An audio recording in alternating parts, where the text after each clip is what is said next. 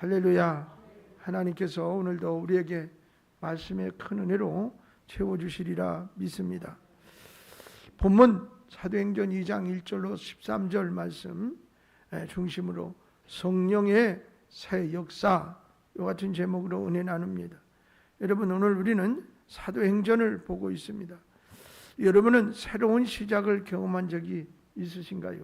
아마 어느 누구라도 빠짐없이 한 번 이상은 다 새로운 시작을 경험하셨으리라 생각됩니다. 새로운 직장, 새로운 가정, 새로운 믿음의 여정 등등. 우리는 어쩌면 첫 발을 디뎠던 여러 가지 사건들이 있을 것입니다. 이 모든 새로운 시작에는 힘이 필요합니다. 성경은 우리에게 하나님의 성령이 교회와 우리의 삶에 새로운 역사를 시작하는 능력이라는 것을 보여주고 있습니다. 그러니까 뭔가를 시작할 때도 힘이 필요한 것처럼 교회의 새로운 시작의 역사는 성령의 능력이었다라는 것이지요. 오늘 본문의 말씀은 오순절에 성령이 강림하셔서 교회를 새롭게 세우신 사건을 다루고 있습니다. 이 사건은 단순히 과거의 이야기가 아니라 오늘 우리 삶에 여전히 살아 움직이는 하나님의 능력인 줄로 믿습니다. 먼저 출애굽기 14장 21절로 22절의 말씀을 다 같이 한번 읽도록 하겠습니다. 모세가 바다 위로 손을 내밀매 여호와께서 큰 동풍이 밤새도록 바닷물을 물러가게 하시니 물이 갈라져 바다가 마른 땅이 된지라.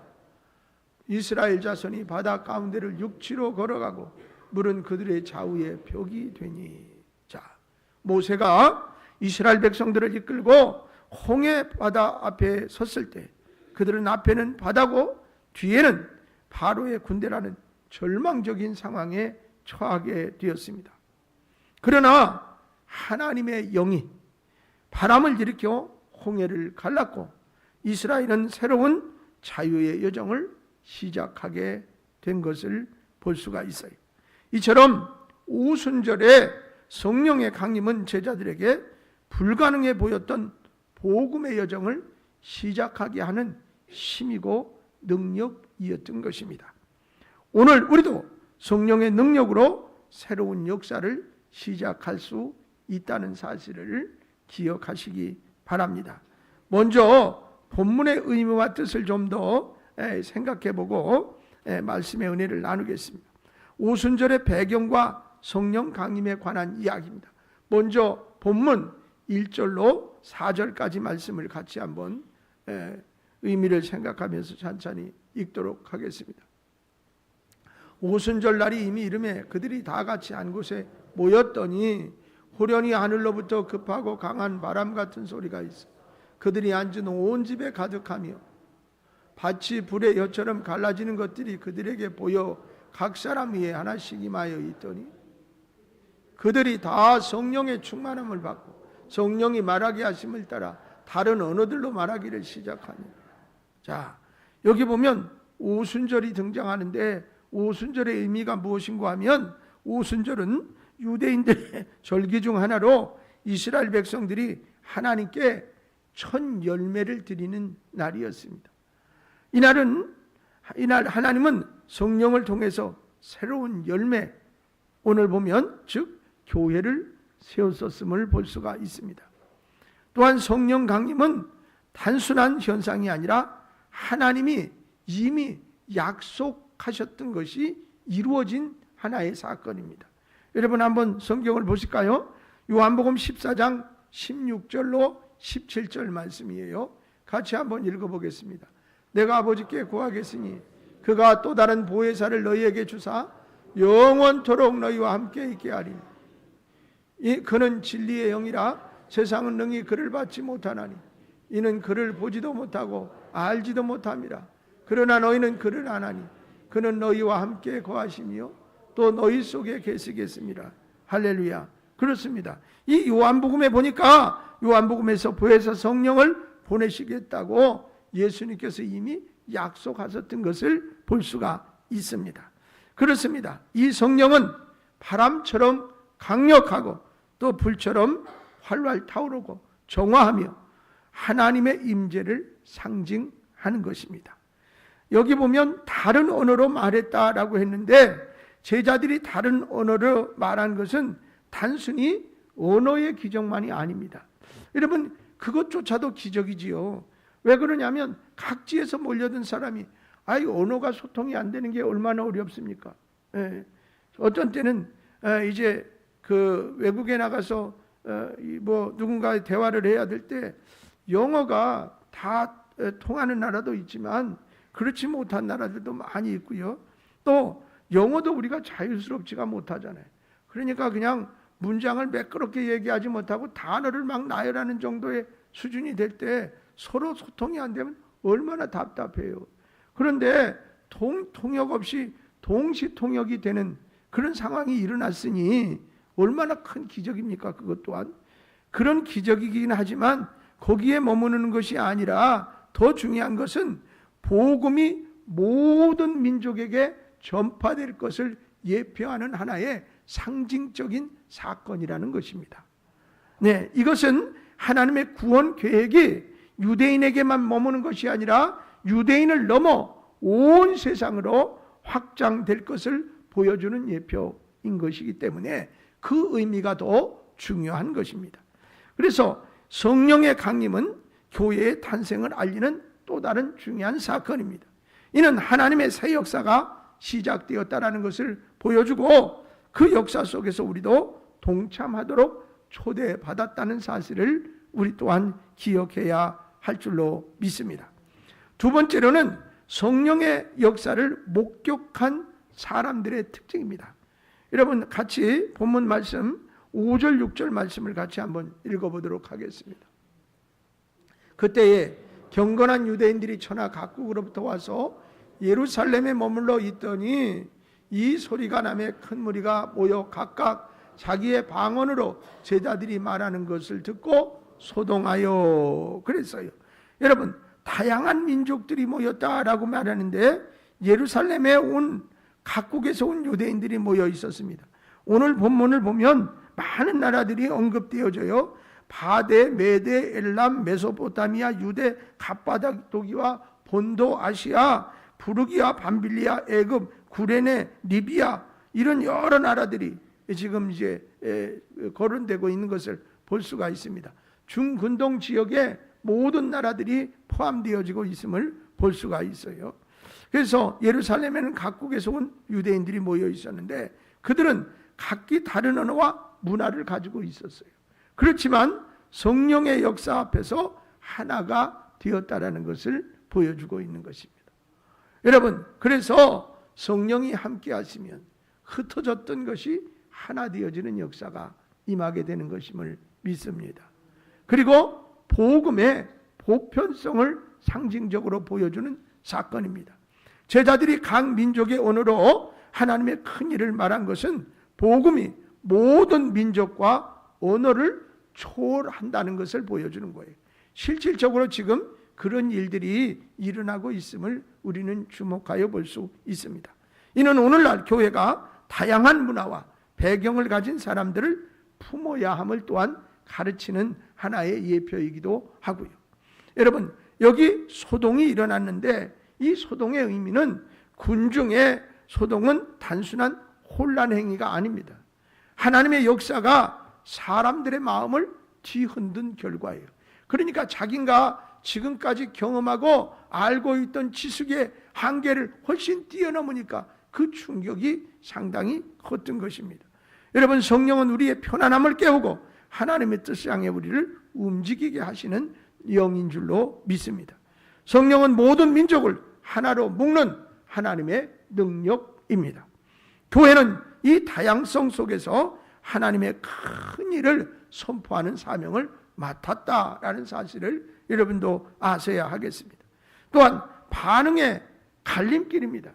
여러분, 이것이 무엇인가 하면 12절로 13절 말씀을 같이 읽고 좀 더 얘기를 하면서 은혜를 나누겠습니다. 같이 말씀을 읽습니다. 다 놀라며 당황하여 서로 이르되 이 어찌 된 일이냐 하며 또 어떤 이들은 조롱하여 이르되 그들이 세술에 취하였다 하더라. 자, 이게 뭐냐? 이 사건을 보고 그것을 본 사람들의 반응이 다르게 나타났어요. 예. 여기 보면 놀라움과 의혹이라고 했는데, 성령을 본 사람들은 놀라운, 자기들이 경험하지 못한 사건을 보고 깜짝 놀랐어요. 자, 이는 하나님의 역사가 우리의 이해를 초월할 때가 많이 있음을 보여주는 거예요. 여러분, 성경을 읽다 보면 이해가 다 되고, 그리고 과학적으로 증명이 되고 그러는 말씀만 있는가 그러냐. 이해도 전혀 안 돼. 어떻게 이런 일이 일어날 수 있어? 그런 것들이 많아요. 그런데 우리는 그것을 믿어. 보통 내기가 아니에요, 우리가. 네. 과학적으로도 증명도 안 되고 우리가 경험한 것으로도 이해 안 되는데도 믿는다니까요. 여러분, 하나님 보여요? 안 보여. 근데 하나님 계시다고 믿어요. 성령님이 보여요? 안 보여요. 성령님이 나와 함께 하시다고 믿어요. 그게 우리가 보통 내기가 아니라니까요. 그런 것처럼 이 사건이 일어났을 때 사람들이 그걸 경험도 안 해본 일이 일어났으니까 이게 뭐야? 이게 놀랬단 말이에요. 그리고 반응이 각각 다르게 나타났다는 거예요. 여러분, 조롱하는 반응이 나타났어요. 일부는 성령의 역사를 가지고 뭐라 그래? 세술에 취했다 그랬어요. 술 주정뱅이가 주정하는다, 그런 의미로 설명한 거예요. 응? 여러분, 조롱했어요. 이는 세상이 하나님의 일을 이해하지 못하고 비판할 수 있음을 보여주는 사건인 것이라. 그러니까 가끔은 보면 누가 무슨 떡 달라고 그랬어, 물을 달라고 그랬어, 아무 피해도 안 줬는데 괜히 교회를 가지고 욕을 하고 나쁘게 말하는 사람들이 있고, 전도를 하면 상당히 불쾌하게 생각하는 사람들도 있어요. 좀 당황스럽기도 해요. 교회가 있음도 알고 또 그런 걸 떠나서 종교학적으로도 이게 고등 종교인 것을 우리는 아마 학교를 다니면서 배웠을 텐데도 불구하고 그저 그냥 무조건 거부 반응을 나타내고 기분 나쁘게 생각하는 사람들이 있는 것을 볼 수가 있어요.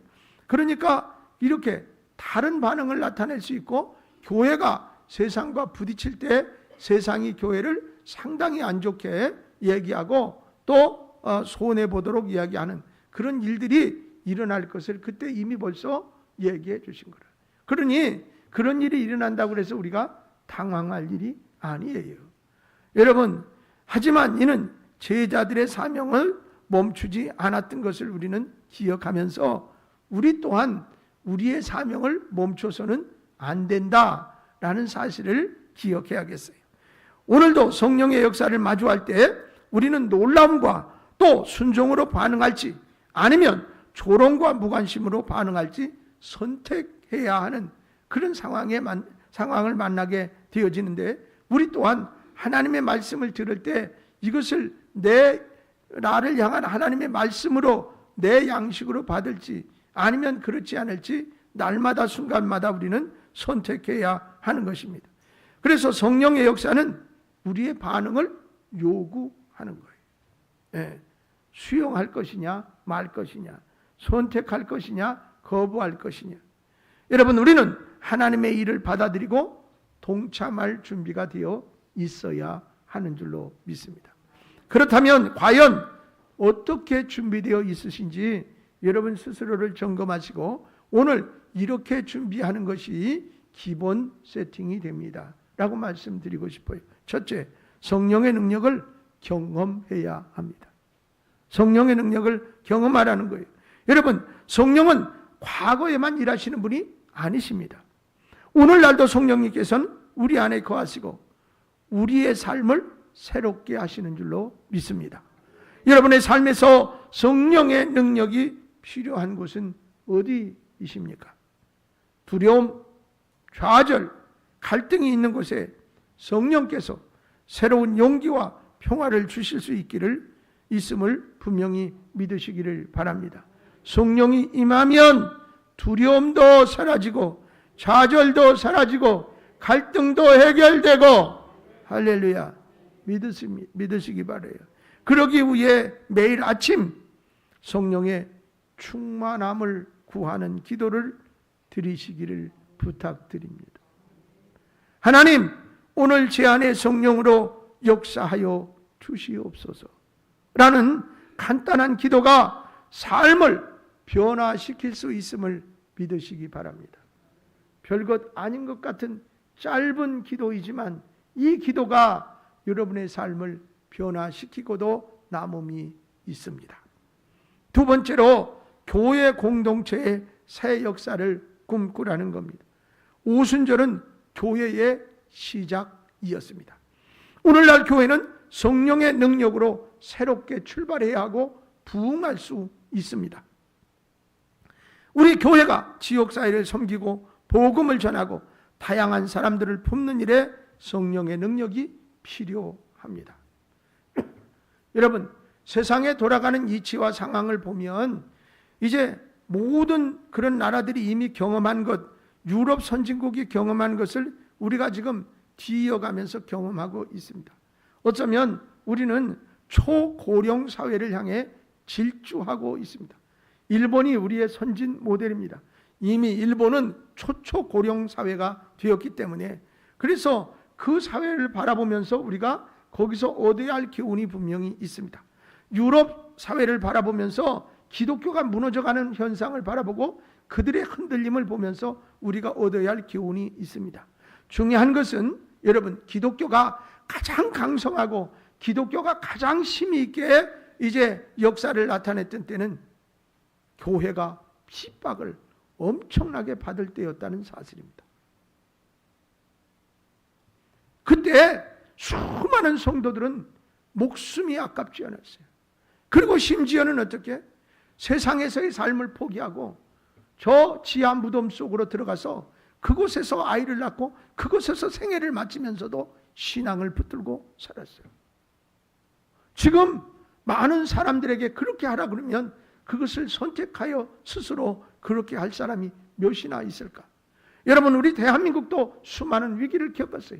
일제 36년 시대에 여러분, 신사에 참배하라는 강요와 폭압 앞에 그것을 거부하고 순교하신 성도와 목사들이 수두룩합니다.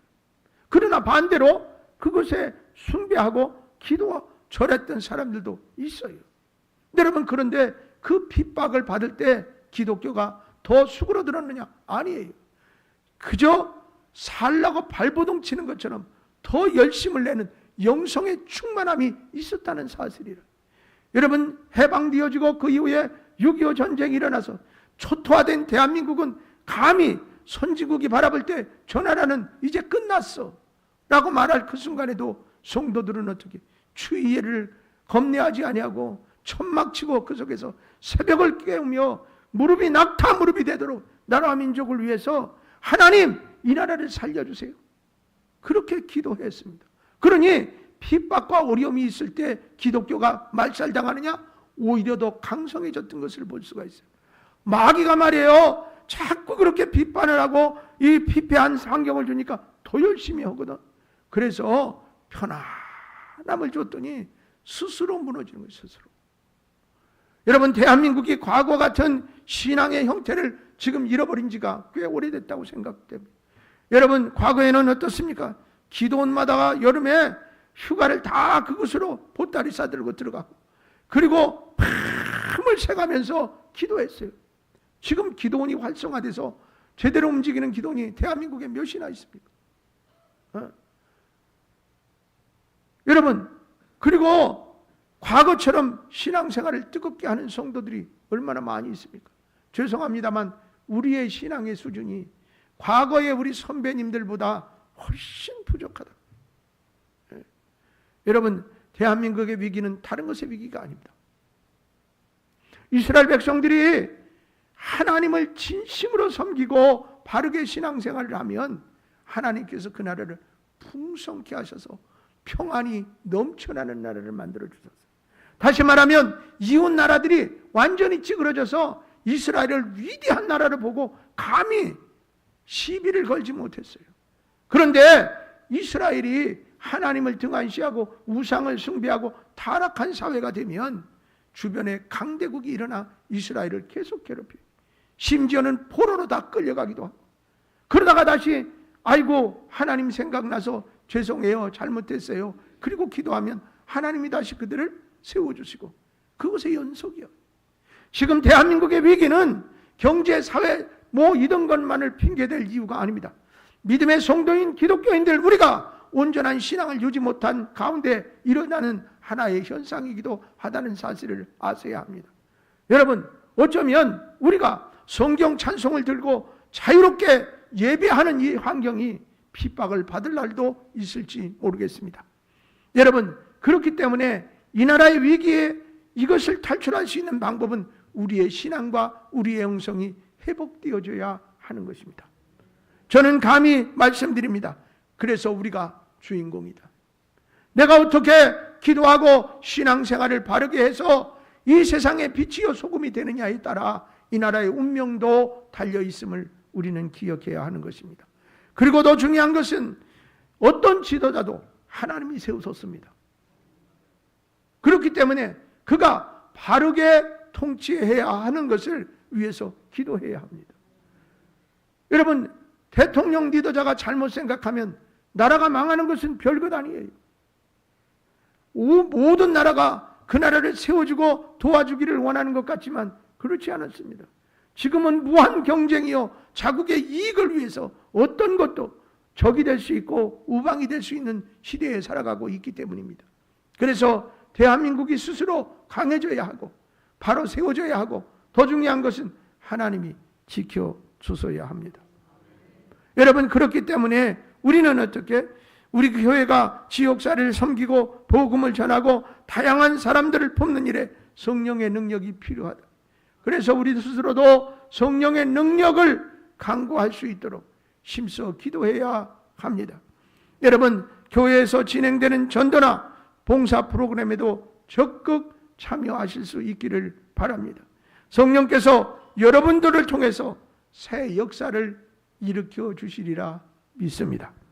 세 번째로는 세상의 조롱을 두려워하지 맙시다.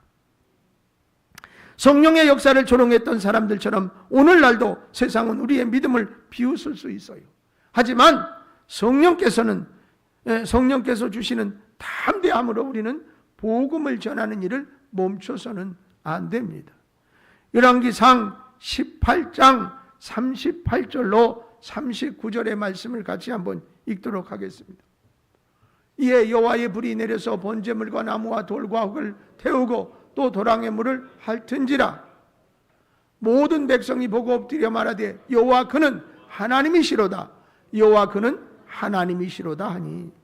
여러분, 엘리야는 갈멜산에서 바알과 아세라의 선지자들의 조롱 속에서도 하나님의 능력을 의지하며 기도했습니다. 하나님은 불을 내려서 엘리야의 믿음을 증명해 주셨고 백성들의 마음을 돌이켜 주셨어요. 그 사건을 보고 마찬가지로 성령의 능력은 오늘날 우리의 믿음을 비웃는 세상 속에서도 하나님의 새 역사를 일으키시는 줄로 믿습니다. 그러므로 우리도 직장에서나 학교에서나 믿음을 나누는 작은 기회를 찾아보시기 바랍니다. 여러분, 거창하게 학교에서 동아리를 만들지 않아도 됩니다.